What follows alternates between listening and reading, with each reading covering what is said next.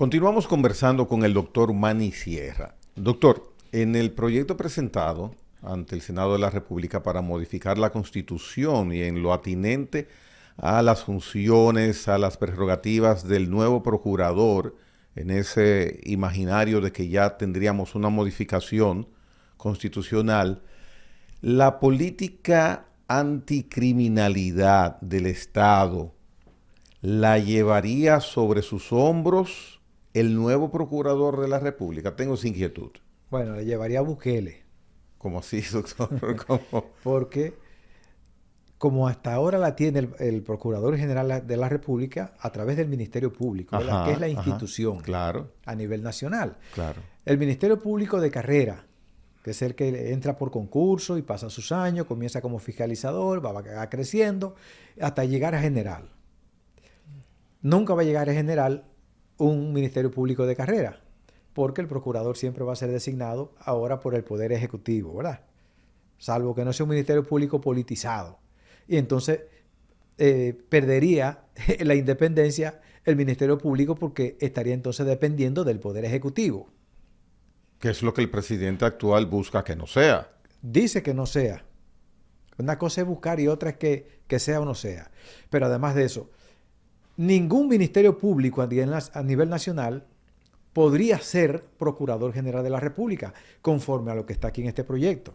Pero ¿cómo ha sido? Porque el Ministerio Público se presume que es independiente y entonces el presidente de la República nunca lo va a escoger, porque entonces perdería y se perdería el discurso de que ese Ministerio Público era independiente si fue seleccionado por el presidente de la República. Por tanto, conforme a lo que hay aquí, los miembros del Ministerio Público no serán nunca procuradores generales de la República, porque se trata de una persona que escogerá el presidente que le presentará al Consejo Nacional de la Magistratura. Pero puede cogerlo de carrera, doctor. No lo dice ahí.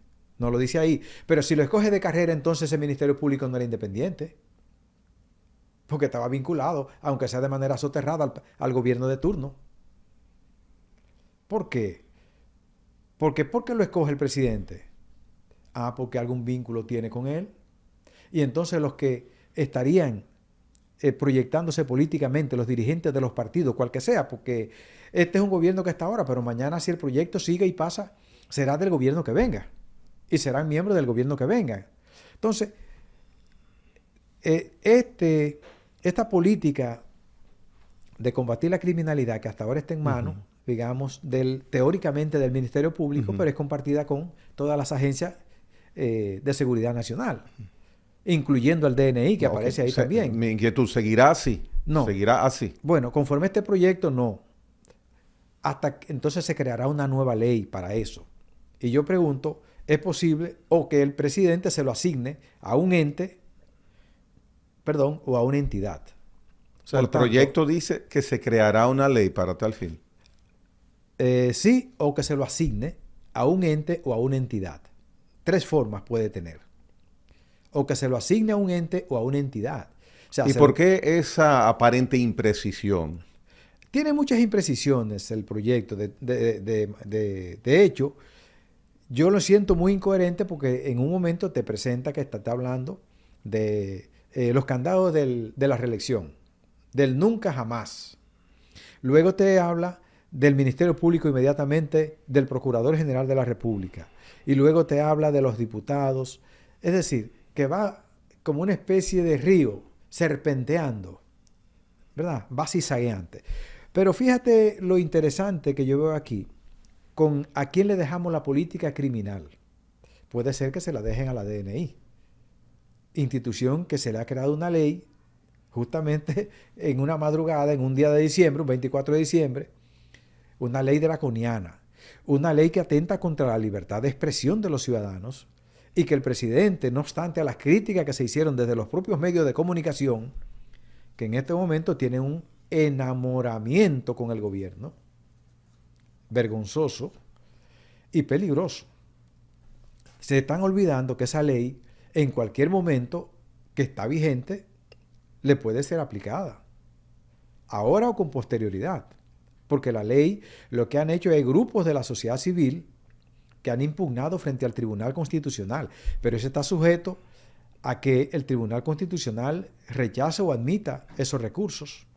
Por tanto, esa política criminal le puede ser asignada a Farideh Raful, que es hoy la ministra de lo Interior, o puede ser asignada al director general de la Policía Nacional, cuyo proyecto de ley tampoco ha podido caminar.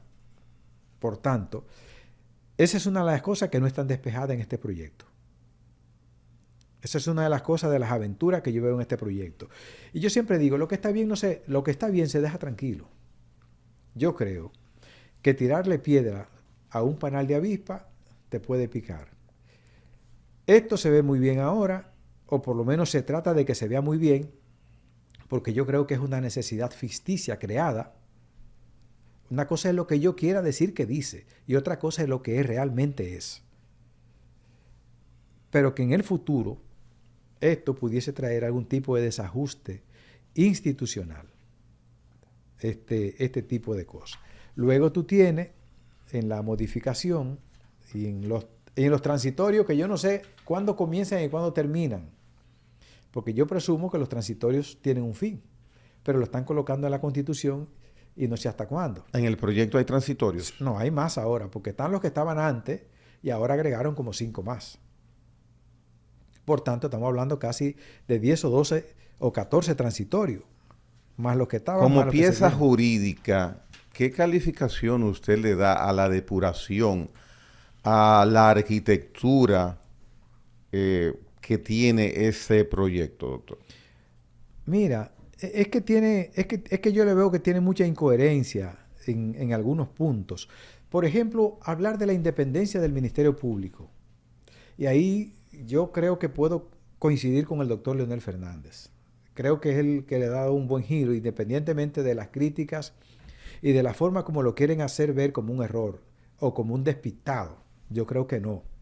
Yo creo que es una persona con una sólida formación y que es un estudioso de este tipo de cosas. Independientemente de que yo nunca en mi vida he estado cerca de los leonelistas, ni he votado nunca por la gente de Leonel Fernández. Todo el mundo en este país lo sabe. Pero a las cosas hay que llamarlas por su nombre y darle al César lo que es del César y a Dios lo que es de Dios. Él ha establecido unos puntos que yo creo que son adecuados cuando se refiere a que el Ministerio Público es independiente. Y justamente el proyecto lo dice, que lo que busca es fortalecer.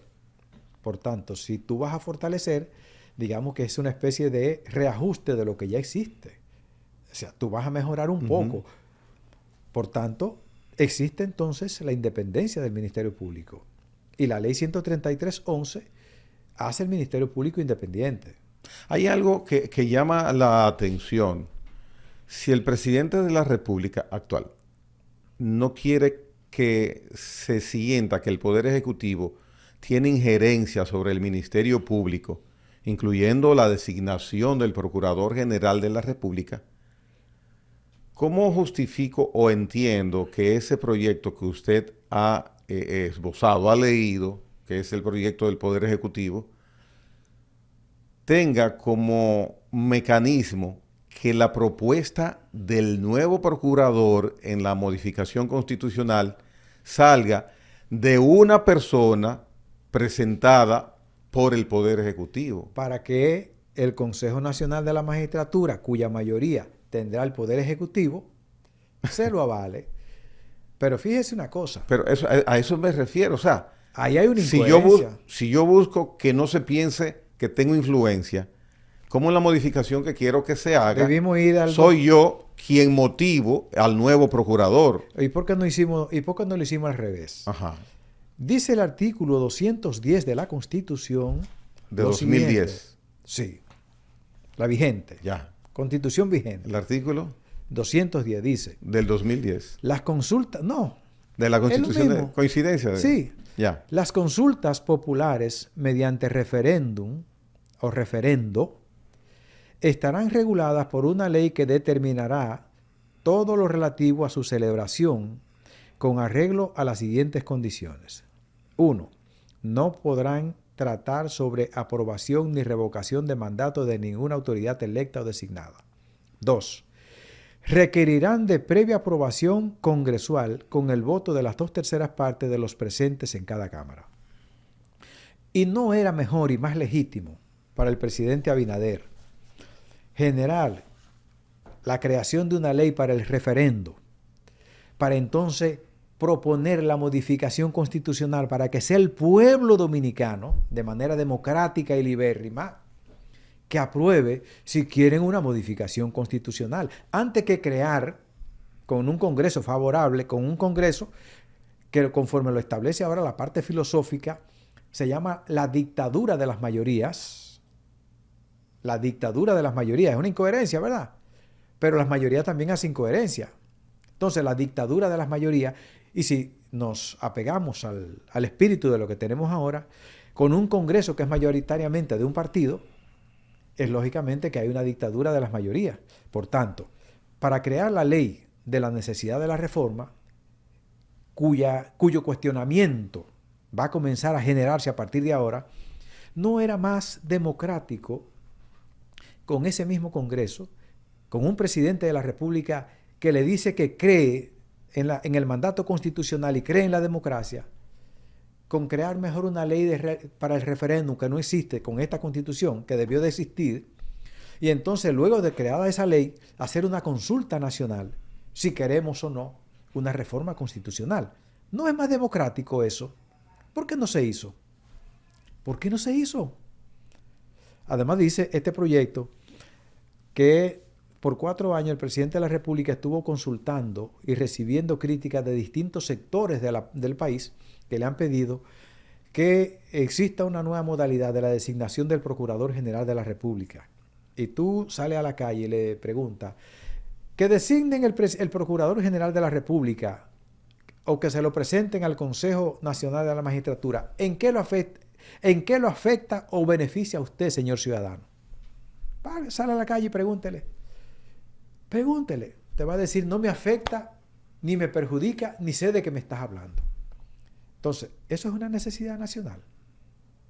Mire, podemos darle todas las vueltas a las cosas. No podrá decir las cosas así, poder apoyar, pero aquí la realidad es otra. Que es lo que yo creo que está ahí.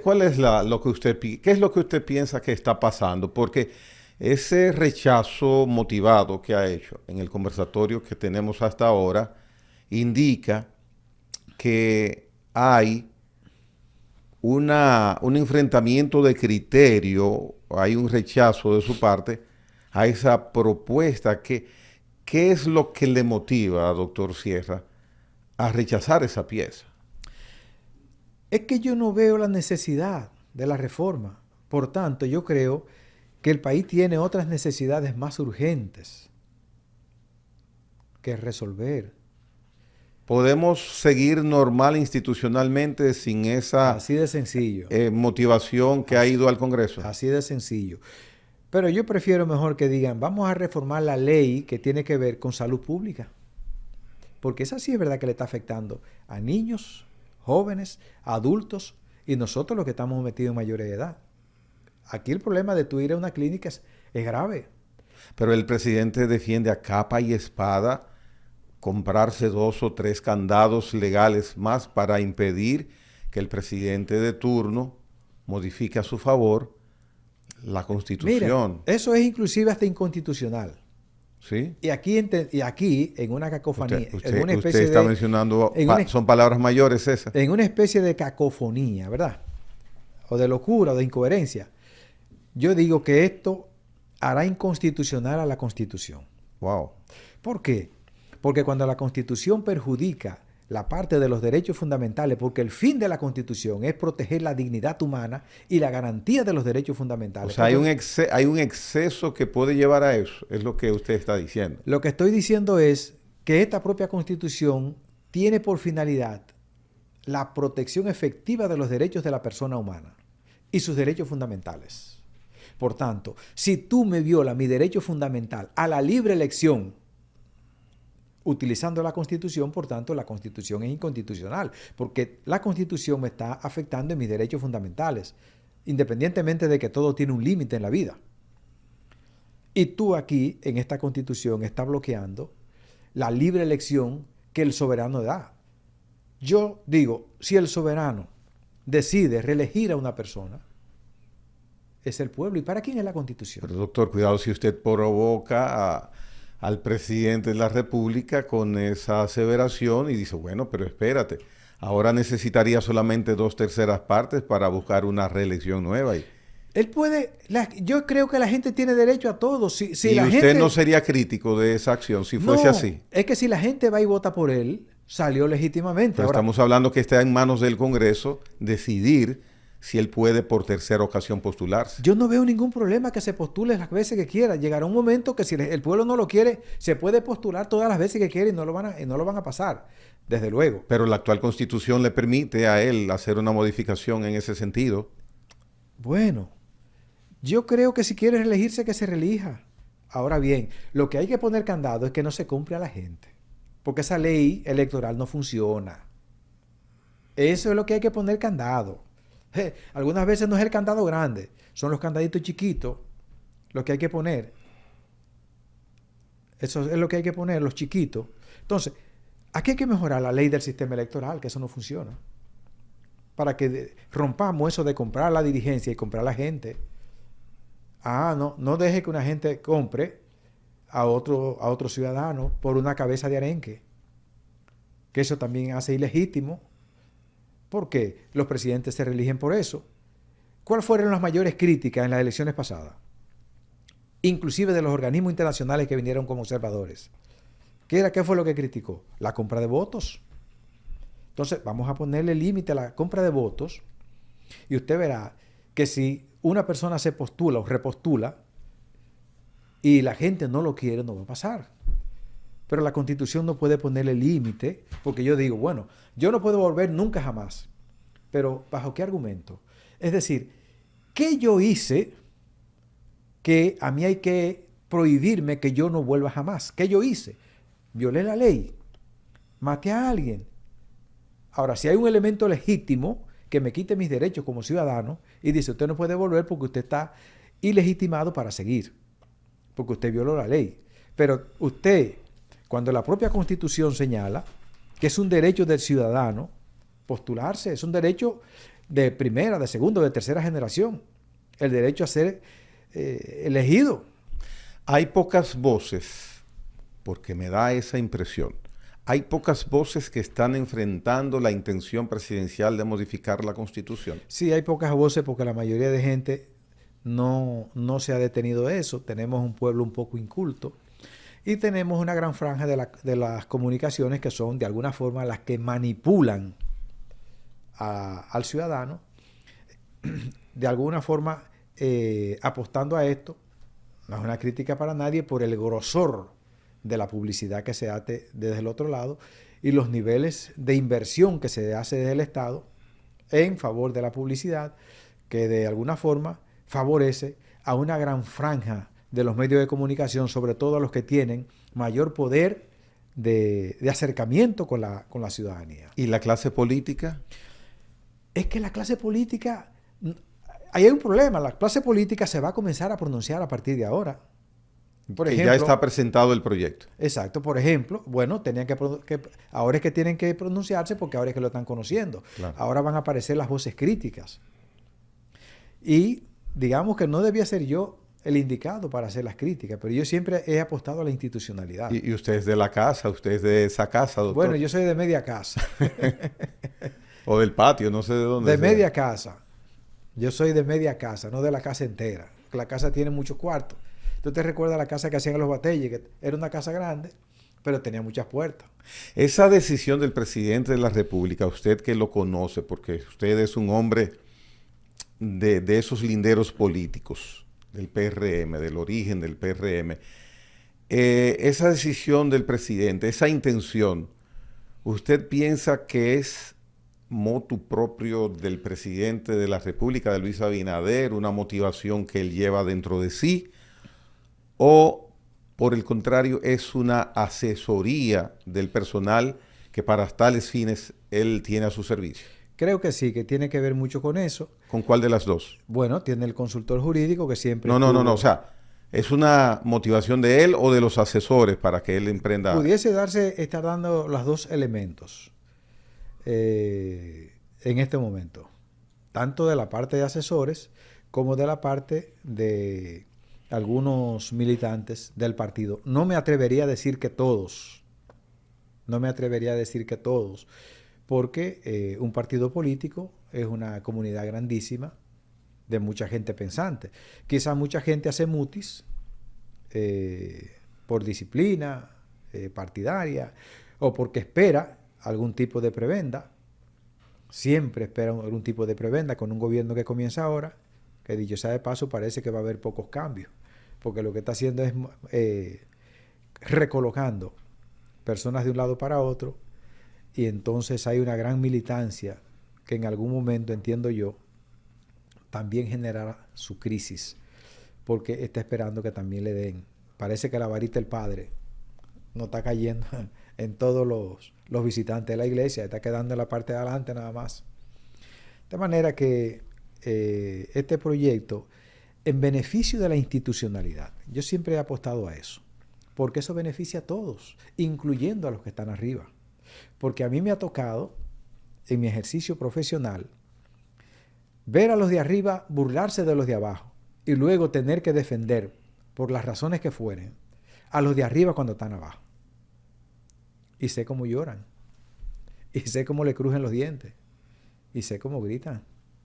Entonces, los que están arriba se olvidan casi siempre de los que están abajo, porque parece que hay una gran nubosidad que no permite a los de arriba, como cuando uno se monta en un avión que uno no ve, uno no va arriba y uno no ve lo de abajo.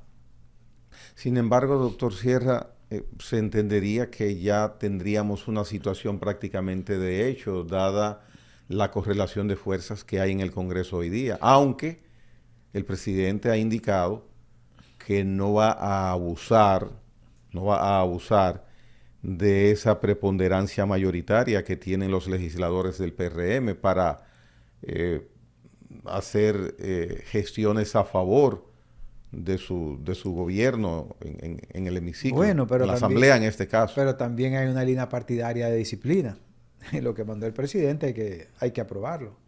Nadie lo va a cuestionar, salvo que no haya algún nivel de crisis en uno que otro diputado, senador, pero no hay posibilidad de que eso no cruce.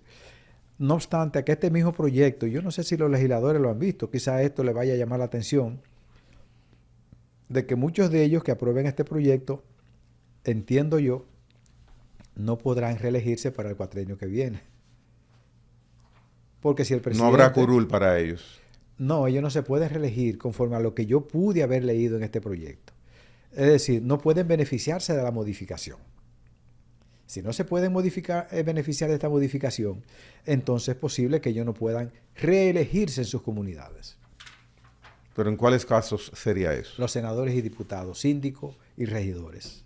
No, pero no pienso que eso sea una intención. Porque... Bueno, dice aquí, en la parte de la propuesta, dice, para lograr el primer objetivo, se modificaría el actual artículo 268 de la Constitución con el propósito de incluir entre las materias objeto de esta disposición, las cuales están excluidas del proceso de reforma constitucional, las reglas de elección presidencial establecidas en el artículo 124 de la Constitución. Adicionalmente, se agregaría una disposición general nueva como artículo 278 para que ningún funcionario de elección popular pueda beneficiarse de una reforma constitucional realizada durante su mandato. Si tú lo interpretas, está diciendo que ningún funcionario de elección popular pueda beneficiarse de una reforma constitucional realizada durante su mandato. Y si yo la modifico ahora y soy legislador, no me beneficiaría para el futuro con ella, con esa modificación. Entonces, es posible, y es mi humilde apreciación ligera, de que senadores y diputados no puedan reelegirse conforme a esto, salvo que ellos no lo quiten de ahí, porque nadie va a coger un cuchillo para ponérselo en su garganta. Entonces, es posible que esto tenga aquí que verse mejor o que analizarse mejor los senadores y diputados, que son los que tendrán la última palabra, en esa reforma constitucional y en esa enmienda constitucional, porque tiene los dos géneros, los dos elementos. Uno, porque hay una sustitución de textos de la Constitución, y otro porque también se agregan normas nuevas en la Constitución. Bien, doctor, entonces en conclusión, viendo lo que usted ha planteado, optaría porque no se modifique ningún aspecto de los que están planteándose, porque usted indica que no hay esa necesidad. Eso es verdad, pero para no ser radical, y si queremos buscar, porque todo está sujeto a cambio, ¿verdad? Nada es tampoco pétreo, eterno. ¿Por qué no lo hacemos entonces cogiendo el artículo 210 de la Constitución? Es más elegante y es más constitucional. Que creamos la ley de referendo y luego sometemos entonces la modificación constitucional. Para saber qué decide el pueblo. Sería menos dictatorial de mayoría y más democrático. ¿Por qué? Todo proyecto de declaratoria de reforma constitucional debe, en primer término, declarar la necesidad o urgencia de la reforma.